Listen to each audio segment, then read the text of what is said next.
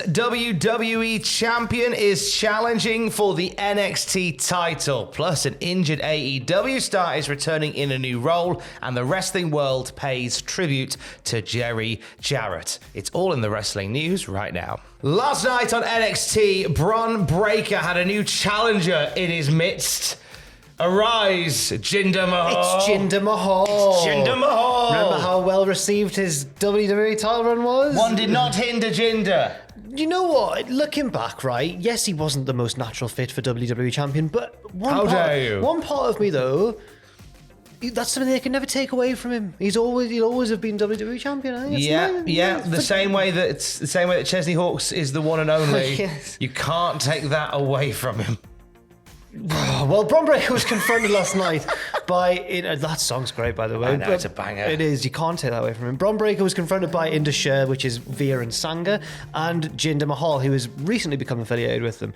Jinder challenged Bron to an NXT title match next week, and Bron Breakker accepted. Now, part of the interest or the intrigue in this story is the novel idea of having Jinder challenge for the NXT championship. And because it's only on TV next week, I'm assuming that Bron's going to win. How dare you? This is his moment. Remember last time we all thought that Jinder wouldn't win? Yeah, that's very true.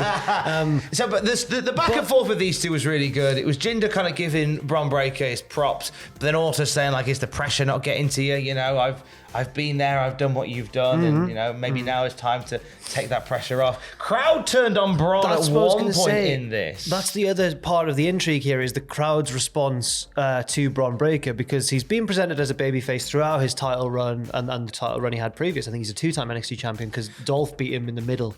But this time, the crowd serenaded him with Bron Breakker sucks and the John Cena sucks theme.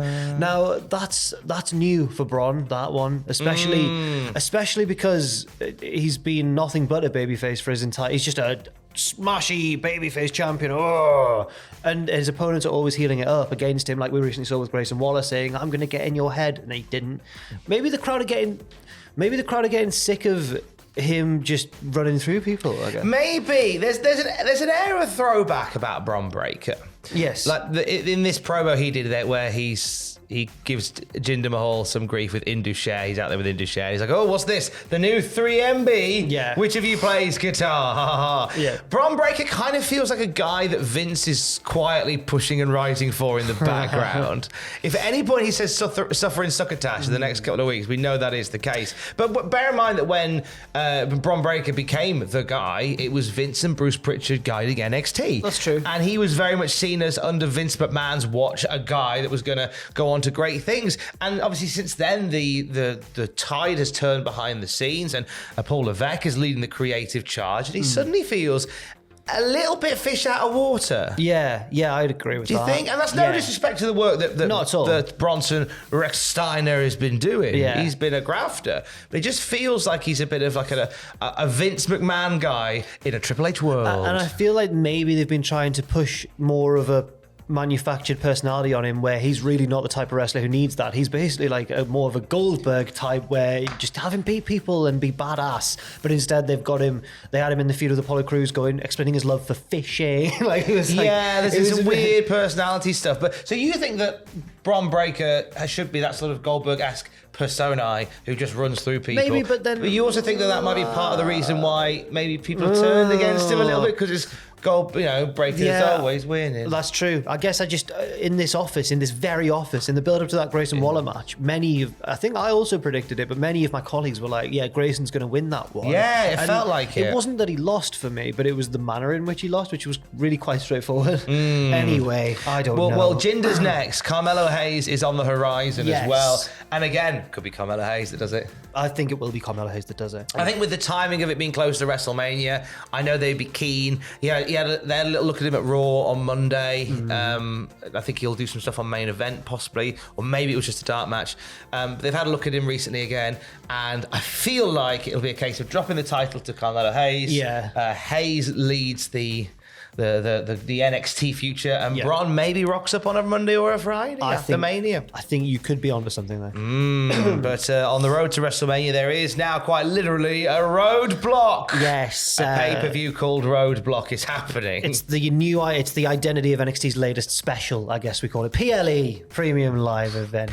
We've just had Vengeance Day. We've also seen the likes of Halloween Havoc and stuff like that. They're not quite takeovers, but they are the continuation of what takeovers were. They're bringing back the energy of takeovers. But... Yes. Roxanne Perez, the NXT Women's Champion, recently teamed with NXT UK original Meiko Satomura. That's all she's ever done. Yes, to defeat former NXT Women's Tag Team Champions Katana Chance and Kaden Carter. Afterwards, Meiko Satomura told Roxanne Perez that since I did something for you, give me a title shot. Roxanne Perez went, I will do that. And then on commentary, Vic Joseph was really hyping up the fact that Meiko's could be a roadblock for Roxanne Perez because the next big one's called Roadblock. I see what he did there organically. Yes. Satomura is the biggest test for Roxanne Perez. Obviously, the storyline perspective, it's a great sell. She's batterer. Yeah, she's final boss of NXT. No, Roxanne Perez beat two people at once, Tom. No. She did. No, you're right. I think this is going to be one of those matches with a lot of convincing near falls and false finishes. And I think, you know what? I think even just being in there with someone like Meiko Satomura, like a legend of the wrestling industry, is going to be great for Roxanne Perez. As much as they're pushing Bron Breakker in the women's division, they've clearly got grand designs for Roxanne Perez here. They're treating her like a big deal, and she's so young already, so full of potential. Okay, moving over to AEW, an update on Thunder Rosa for you now, who we haven't seen in ring since she forfeited her. Well, originally she took it away, and they instigated the interim championship of the women's division, and then they went, actually, now she ain't going to be back for a while. Yeah, hopefully... Get that lined up. Hopefully Thunder Rosa's okay. Obviously, best wishes to her on her continued recovery from injury, because she's been out a lot longer than I think many of us were expecting. She tweeted yesterday, though, with some positive news, saying, exciting news, AEW fans. While my recovery continues, I'll join AEW as a Spanish commentator and on-screen personality. I'm thrilled to be able to serve Spanish-speaking fans in this unique way. Health is a journey with ups and downs. Meanwhile, I'll see you from the booth. Good for her. I think that's good. It gets her back on our screens, although maybe not for us necessarily, but for the Spanish-speaking audience. And she's, I think it makes the Spanish broadcast feel more important, the fact that you've got this big star in the women's division doing this while she's recovering from injury. Yeah, I think so. It could be start something very special for her. But we do hope all is well. Yes. Because I'm keen to see more from Thunder Rosa in ring. I know that there's a weird sort of feeling amongst some fans towards her and the way that she conducted herself around certain stories, i.e. when she was called out for allegedly sandbagging opponents, she decided to release a t-shirt that references it and stuff like that. Yeah. So I know there's a unique fan perspective on Thunder Rosa. I'm keen to see her do a thing again. I liked her as a wrestler. I was really conflicted when all that happened, because on one hand I was like, oh, if she did do that, then that's not very cool. But on the other hand, I listened to her episode of Desert Island Graps with you, and she came across really lovely. She's lovely. Yeah. So when that all came out, I was like, leave her alone. It was one of the earlier episodes of Desert Island Graps. That's when she was the reigning NWA Women's Champion. Right, Did Thunder Rosa and I have a chat. And also, Alex and Rosa had a lovely chat about skincare routines after. That was when the microphones went off. Alex and Rosa had a lovely chat about skincare routines. Should have kept that in. I wish I had now, because Alex has obviously become more canon in Cultaholic and in my life, what with me asking her to marry me. Slightly, yeah. She's now more canon with the Campbell storyline. She was a recurring character. Now she's a more consistent character, which is for better or for worse. In the Cultaholic extended universe. Certainly. Wish I kept it in now. Sadly, it's nowhere to be seen. But we send our best wishes to Thunder Rosa on a full and speedy recovery for that one. The wrestling... broke on my chair. Oh, you okay? Easy, Tiger. It's leaning back Get further yourself than I away. wanted it to.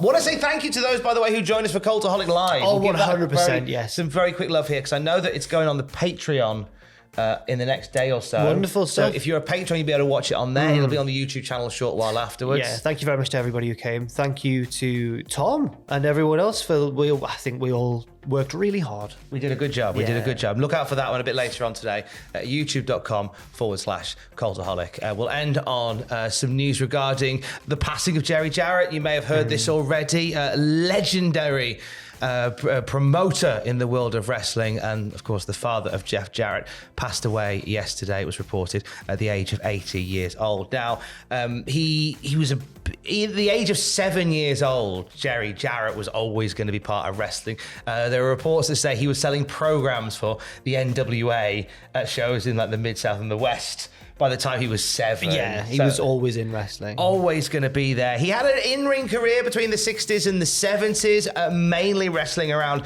NWA territories in the South. He retired in the 80s and became the promoter that we know him today. Yep. He's the mind behind the biggest movement of wrestling in the Mid-South, which is Memphis Continental Wrestling. The Memphis Continental Wrestling Association, CWA. This is where like Jerry the King Lawler made some magic there with multiple other people. The NWA were basically shut out of Memphis because of this rogue affiliate territory group. They'd end up merging with the USWA, and it was Jerry Jarrett that was in control of all of that. From there, he became a consultant for WCW and the WWF, and there's this incredible story that comes around every so often. If you remember, during the steroid trial with Vince McMahon possibly going to prison, there was a backup plan in place that should the trial not go in favor of Vince McMahon and he ends up serving time, Jerry Jarrett would have taken his place. So think about how different the wrestling world could have been if that had happened. And also in terms of innovating in maybe a more modern sense as well, although it was only sort of 10 years after that. But he is also, of course, one of the co-founders, along with his son, Jeff Jarrett, of TNA, or as it was known at the start, NWA TNA. And through many, many ups and downs, I think it's fair to say that they're still going strong today. Especially now, Impact Wrestling are quite... They've established themselves very firmly in the wrestling scene for many decades now, despite twists and turns here and there. So I think that when you trace that all the way back to its roots as well, when the wrestling world was kind of crying out for an alternative just after WCW and ECW being bought out, regardless of what you think of it, I suppose in those early years, if it wasn't for Jerry Jarrett, there would have been no TNA.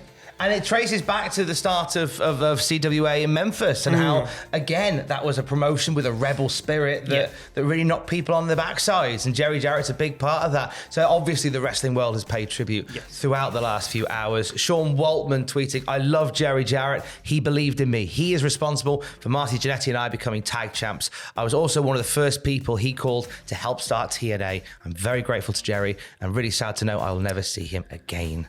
Nick Aldis said, "I'm very sad to learn of the passing of Jerry Jarrett, one of the most successful promoters in American wrestling history. The last time I saw Jerry was in Charlotte, North Carolina, and what he said to me that day is one of the most cherished memories of my career."